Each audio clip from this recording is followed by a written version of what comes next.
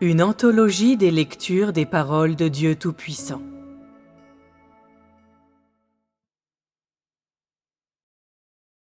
Le sais-tu, Dieu a fait une grande chose parmi les hommes.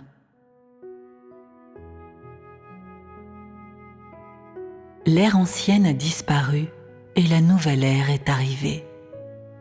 Année après année et jour après jour, Dieu a fait beaucoup d'œuvres. Il est venu dans le monde et ensuite il est parti. Un tel cycle a continué pendant de nombreuses générations. Aujourd'hui, Dieu continue à faire son œuvre comme auparavant, l'œuvre qu'il n'a pas encore terminée. Car jusqu'à aujourd'hui, il n'est pas encore entré dans son repos. Depuis la création jusqu'à ce jour, Dieu a fait beaucoup d'œuvres. Mais sais-tu que Dieu travaille beaucoup plus aujourd'hui qu'avant et à beaucoup plus grande échelle? C'est pourquoi je dis que Dieu a fait une grande chose parmi les hommes.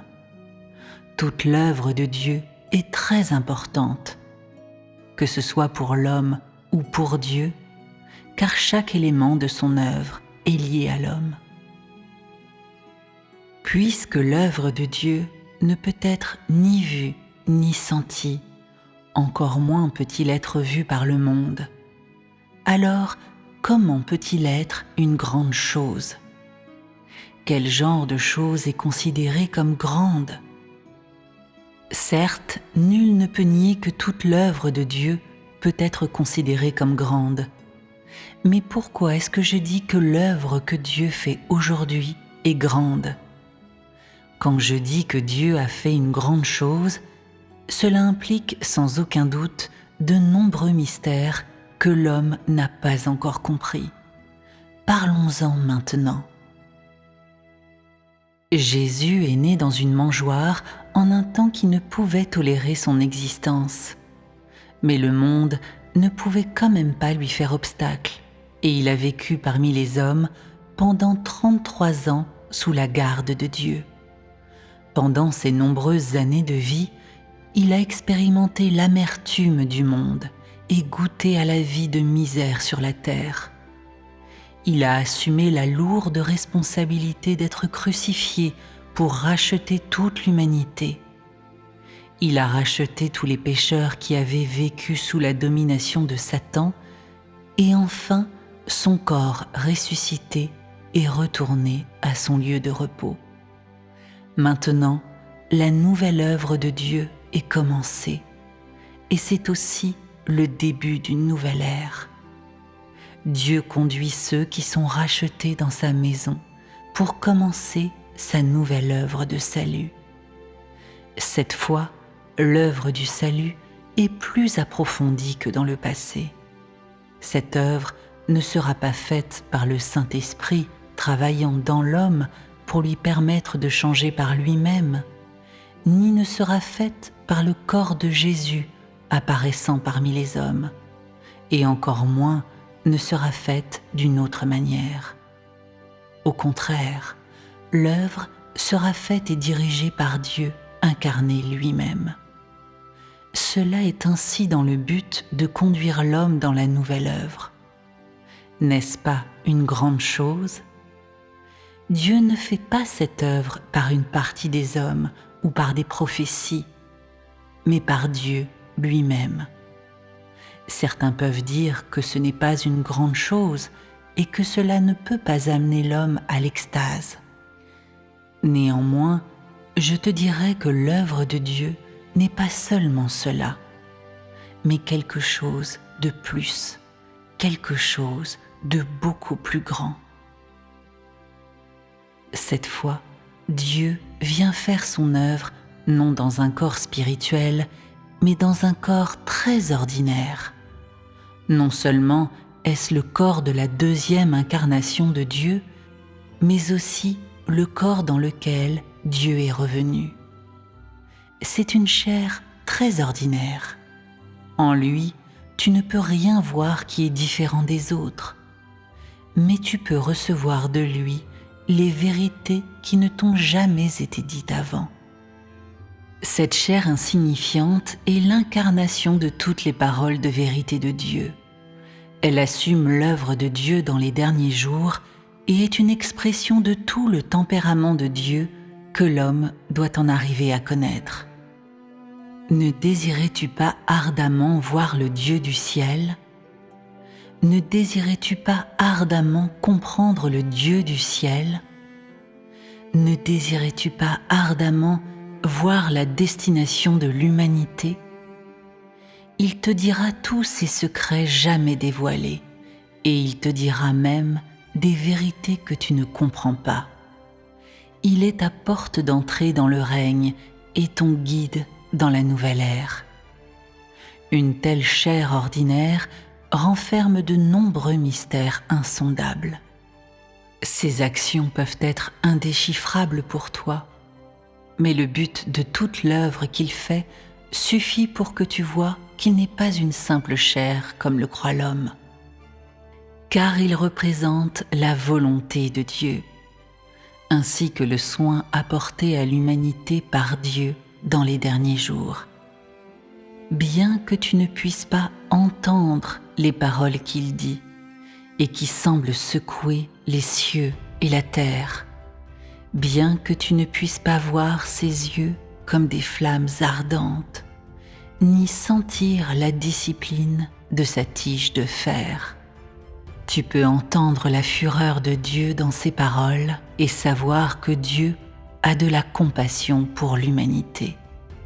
Tu peux voir le tempérament juste de Dieu et sa sagesse, et aussi te rendre compte du souci et de l'attention que Dieu a pour l'humanité tout entière. L'œuvre de Dieu dans les derniers jours est de permettre à l'homme de voir le Dieu du ciel vivre parmi les hommes sur la terre, et de permettre à l'homme de connaître, obéir, vénérer et aimer Dieu. C'est pourquoi il s'est fait chair une deuxième fois. Bien que ce que l'homme voit aujourd'hui soit un Dieu qui est le même que l'homme, un Dieu avec un nez et deux yeux, un Dieu ordinaire, à la fin, Dieu vous montrera que sans l'existence de cet homme, le ciel et la terre subiraient un changement énorme. Sans l'existence de cet homme, le ciel s'obscurcira, la terre deviendra un chaos et toute l'humanité sera accablée par la famine et des plaies. Il vous montrera que sans le salut de Dieu incarné dans les derniers jours, alors Dieu aurait depuis longtemps jeté l'humanité tout entière en enfer. Sans l'existence de cette chair, vous seriez éternellement le chef des pécheurs et à jamais des cadavres. Vous devriez savoir que sans l'existence de cette chair, toute l'humanité ferait face à une calamité inévitable et aurait de la difficulté à échapper à la punition plus sévère que Dieu infligera à l'humanité dans les derniers jours. Sans la naissance de cette chair ordinaire, vous seriez tous dans un état où ni la vie ni la mort ne vous sont accordés, peu importe la façon dont vous les cherchez. Sans l'existence de cette chair, aujourd'hui, vous ne pourriez pas recevoir la vérité et vous présenter devant le trône de Dieu. Au contraire, vous seriez punis par Dieu à cause de vos péchés graves. Le savez-vous ? N'eût été le retour de Dieu dans la chair, personne ne pourrait être sauvé, et n'eût été la venue de cette chair, Dieu aurait depuis longtemps terminé l'ère ancienne. Alors, pouvez-vous toujours rejeter la deuxième incarnation de Dieu ? Puisque vous pouvez tellement profiter de cet homme ordinaire, pourquoi ne l'acceptez-vous pas volontiers ? L'œuvre de Dieu, c'est ce que tu ne peux pas comprendre. Si tu ne peux pas savoir si ta décision est correcte, ni savoir si l'œuvre de Dieu peut réussir, alors pourquoi ne pas tenter ta chance et vérifier si cet homme ordinaire est d'une grande aide pour toi et si Dieu a fait une grande œuvre. Cependant, je dois te dire qu'au temps de Noé, les hommes mangeaient et buvaient, se mariaient et donnaient en mariage à un tel point qu'il devint insupportable à Dieu d'en voir. Il fit donc tomber un grand déluge pour détruire l'humanité, et il n'épargna que la famille de Noé de 8 membres, ainsi que toutes sortes d'oiseaux et d'animaux. Dans les derniers jours, cependant, Dieu garde tous ceux qui lui ont été fidèles jusqu'à la fin. Bien qu'il fût insupportable à Dieu de voir ces 2 moments de grande corruption, et que l'humanité dans les 2 ères fut tellement corrompue qu'elle niait que Dieu est le Seigneur, tous les hommes du temps de Noé furent détruits par Dieu. L'humanité dans les 2 ères a grandement affligé Dieu. Mais Dieu est resté patient avec les hommes dans les derniers jours jusqu'à présent. Pourquoi? Avez-vous réfléchi à cela? Si vous ne le savez vraiment pas, alors laissez-moi vous le dire.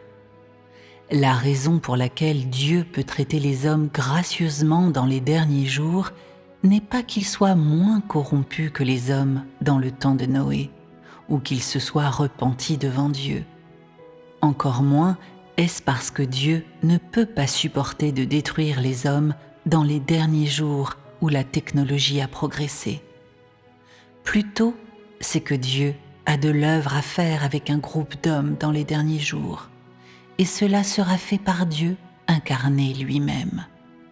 En plus de ce groupe, Dieu choisira un nombre d'hommes comme objet de son salut, comme le fruit de son plan de gestion, et amènera ces hommes dans l'ère suivante. Par conséquent, quoi qu'il arrive, ce prix payé par Dieu était entièrement en vue de la préparation de l'œuvre de son incarnation dans les derniers jours. Tout ce que vous avez aujourd'hui est dû à cette chair, parce que Dieu vit dans la chair.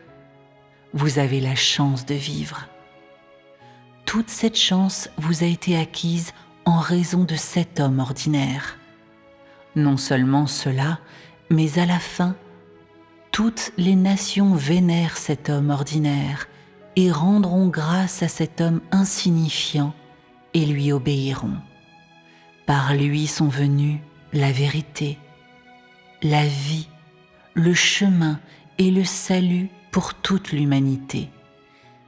C'est lui qui a apaisé le conflit entre Dieu et l'homme, qui a amené Dieu et l'homme à se rapprocher et qui a communiqué des pensées entre Dieu et l'homme. C'est également lui qui a apporté encore plus de gloire à Dieu. Un homme ordinaire comme celui-là n'est-il pas digne de ta confiance et de ton adoration? Une chair si ordinaire est-elle digne d'être appelée Christ? Un homme si ordinaire ne peut-il pas être l'expression de Dieu parmi les hommes?